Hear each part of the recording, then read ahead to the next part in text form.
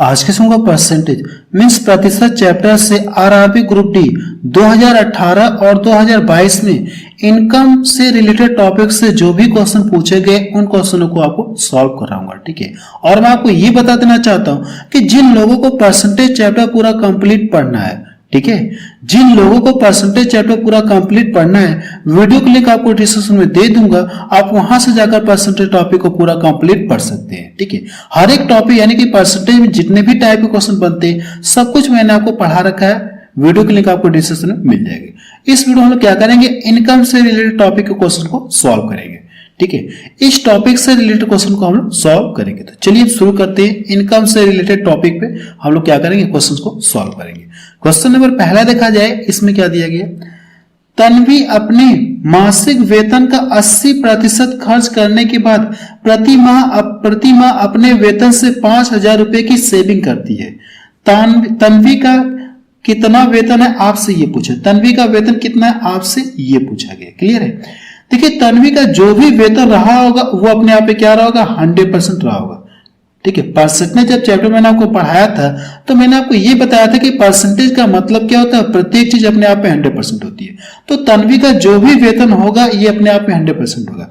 अगर इसमें से 80% खर्च कर दी, इसमें से 80% खर्च कर दी तो सेविंग कितना की होगी, तो आप क्या करेंगे, 80 इसको घटाएंगे तो 20% की सेविंग की होगी। यानी कितने की बचत की होगी, 20% की बचत की होगी।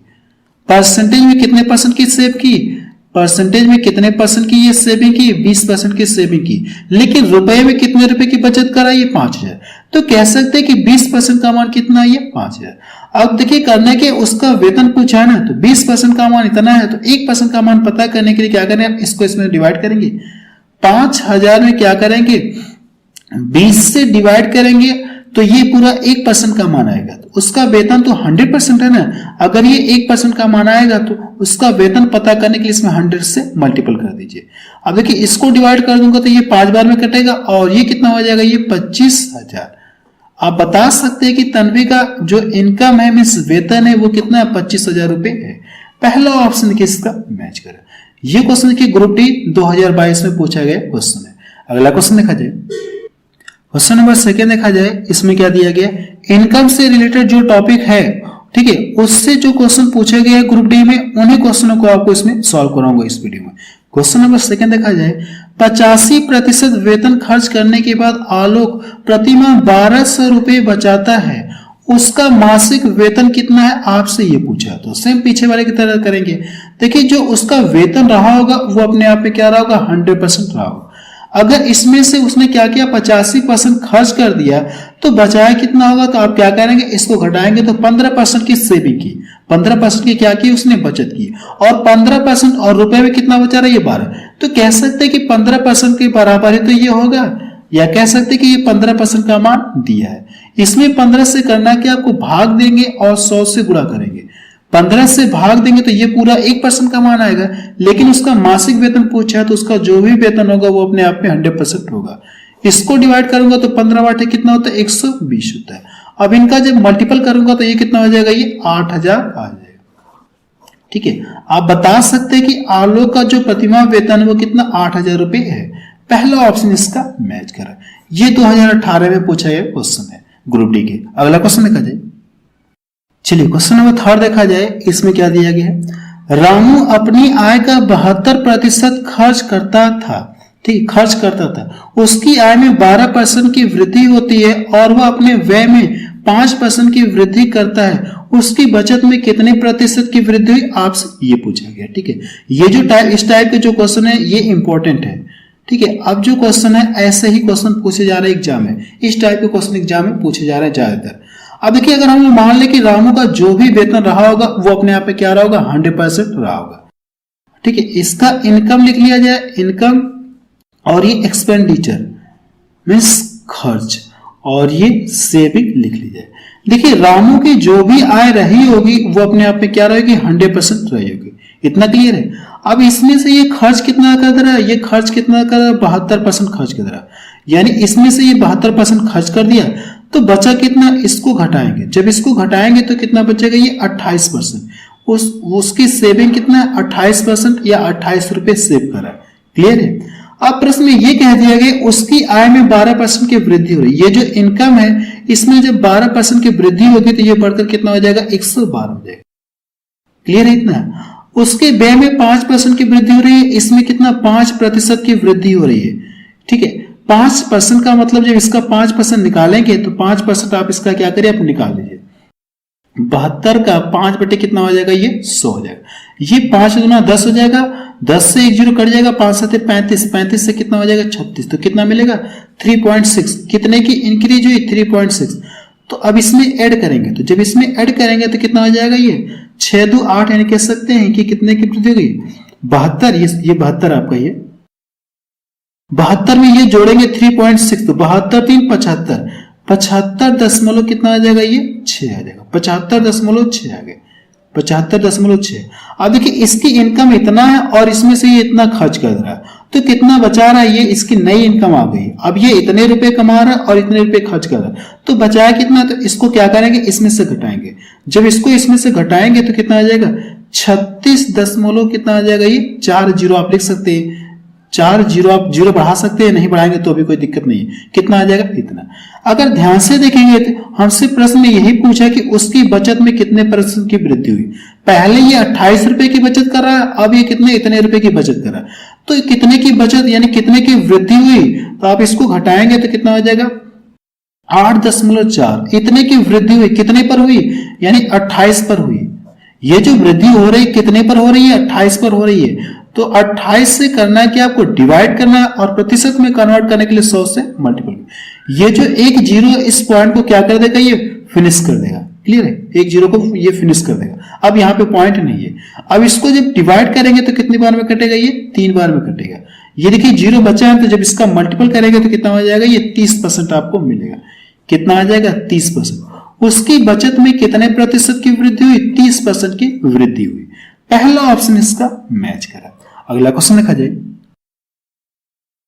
क्वेश्चन नंबर 5 देखा जाए। इसमें क्या दिया गया है, एक आदमी अपनी मासिक आय का 30% बचत करता है। यदि उसकी मासिक आय में 10% की वृद्धि होती है और पिछली बचत से 20% अधिक बचत करता है, यानी जो पिछली इसकी बचत थी उससे 20% अधिक सेविंग करता है, उसके व्यय में हुई प्रतिशत वृद्धि ज्ञात कीजिए। ठीक दशमलव क्या का ठीक एक अंक दशमलव तक आपको बताना है। क्लियर है, तो हम लोग मान लें कि ये जो इनकम हो गया, एक्सपेंडिचर हो गया और ये सेविंग, तो इनकम जो भी रहेगी अपने आप में 100% रहेगी। इसमें से सेविंग कितना कर रहा है, ये 30% की सेविंग कर रहा है। तो खर्च कितना किया होगा, इसको घटाएंगे तो खर्च कितना किया, इसने 70 रुपये खर्च कर दिया या 70% खर्च कर दिया। क्लियर है। अब देखिए कर क्या रही है, अब इसमें देखिए उसकी मासिक आय में 10% की वृद्धि हो गई, इसमें क्या हो गई 10% की वृद्धि, तो ये बढ़कर कितना हो जाएगा 110 हो जाएगा। अब ये जो खर्च है यानी जो सेविंग है, ये जो नई इसकी सेविंग है, जो नई सेविंग आ रही है पिछली सेविंग से 20% अधिक है। 20% का मतलब कितना होता है 1/5 होता है, तो 1/5 का मतलब कितना हो जाएगा, ये 6/5 की क्या कर रहा है, ये सेविंग कर रहा है। तो पिछली जो ये थी, ये जो इसकी सेविंग थी, इसका क्या करेंगे आप 6/5 आप निकाल लीजिए। डायरेक्ट कर सकते हैं ऐसे, 5 31 कितना हो जाएगा ये 36। क्लियर है, ये इसका आप ऐसे कर लीजिए, इसे नहीं करना चाहते तो ऐसे करिए। देखिए इसका 20% निकालना है तो परसेंटेज से देखिए 1 जीरो ये और 1 जीरो ये कट जाएगा। क्लियर है, परसेंटेज से इसके 1 जीरो ये हो जाएगा। जैसे आप लिखेंगे परसेंटेज का मतलब ये मैं बोल रहा हूं, जैसे क्या करना आपको, ये 30 का करना कि आपको 20% निकालना है, तो परसेंटेज हटाएंगे तो बटा 100 हो जाएगा, तो 1 जीरो 2 जीरो, तो वही चीज मैं आपको डायरेक्ट बोल रहा हूँ कि परसेंटेज से 1 जीरो ये 1 जीरो ये कट जाएगा, तो 3 दूना कितना हो जाएगा, 3 दूना कितना हो जाएगा ये 6। कितने की वृद्धि, 6 की वृद्धि हो गई। तो पहले 30 था, 6 की वृद्धि हुई तो बढ़कर कितना हो गया 36। ये आप ऐसे भी निकाल सकते हैं जो आपको अच्छा लगे। अब देखिए ये इतने रुपए कमा रहा है और ये इतना रुपए खर्च कर रहा है, तो इसकी सेविंग में इसके व्यय में कितने % की वृद्धि आपको ये बताना है। अब इसको यहां से जब घटाएंगे तो कितना मिलेगा, ये 74 मिलेगा। क्लियर है, पहले ये इतना रुपया खर्च कर रहा था, अब ये इतना रुपया खर्च कर रहा था। कितने की वृद्धि हुई, 4 की वृद्धि हुई, कितने पर 70 पर। तो आप कर सकते हैं कि 4 बटे कितना हो जाएगा 70। परसेंटेज में कन्वर्ट करने के लिए 100 से गुणा करेंगे, या इसके आगे में डबल जीरो लो, 100 से गुणा करिए या इसके आगे डबल जीरो लगा दो, तो बात तो वही आएगी। ठीक है, बात तो आपकी वही आएगी। ये कट गया, ये 70 पे निकाले हम लोग, तो यहाँ पे 70 रहेगा। अब इसको डिवाइड करना है तो ये कितनी बार भाग जाएगी, 7 7 49, 7 ज्यादा 7 5 35, कितनी बार जाएगी 5 बार। 5 पॉइंट कुछ आएगा तो ये ऑप्शन का क्या हो जाएगा, सही हो जाएगा। यानी 7 5 35, 5 दशमलव समथिंग कुछ आएगा तो हम लोग क्या करते हैं, पहले वाले ऑप्शन पर टिक लगा के आगे बढ़ जाएंगे। यही इसका क्या आ गया, आंसर आ गया। क्लियर है। चलिए अगला क्वेश्चन देखा जाए। क्वेश्चन नंबर 6 देखा जाए। देखिए इनकम से रिलेटेड इस टाइप के भी क्वेश्चन बनते हैं। इसमें क्या दिया गया है, यदि संटी अपने मासिक वेतन का 50% भोजन पर, 20% किराए पर खर्च करता है और 1500 रुपये बचाता है तो उसकी मासिक वेतन कितना है। अभी देखिए इस क्वेश्चन में शेष का जिक्र नहीं है कि जो संटी अपने मासिक वेतन का 50% किराए पर खर्च किया, शेष का ऐसा शब्द अभी नहीं बोला, इसमें शेष का शब्द नहीं है। अगर इसमें शेष का शब्द नहीं है तो हम लोग करते क्या, मैंने आपको जब चैप्टर पढ़ाया था तो काउंसलर बताया था कि आप करेंगे जो परसेंटेज दिए गए इनको डायरेक्ट ऐड कर लेंगे तो कितना हो जाएगा, ये 70% हो जाएगा। तो ही दिया है तो 50 20 कितना हो गया, 70%। अब देखिए ये इतना खर्च कर दिया, उसकी आय जो रही होगी वो अपने आप में 100% रही होगी। 100 में से ये 70% क्या कर दिया, खर्च कर दिया। तो सेव कितना किया, 30% का क्या किया, इसमें सेव किया। और रुपए में कितना रुपए बचा रही है, तो कह सकते ये 30% का मान है। तो आपको करना है कि जो ये 1500 है, 1500 है, इसमें 30 से भाग दे दिए, 100 से गुणा कर लीजिए, आपको क्या आ जाएगा, आंसर आ जाएगा। कितना आ जाएगा, ये 5000 आ जाएगा। बी ऑप्शन का मैच।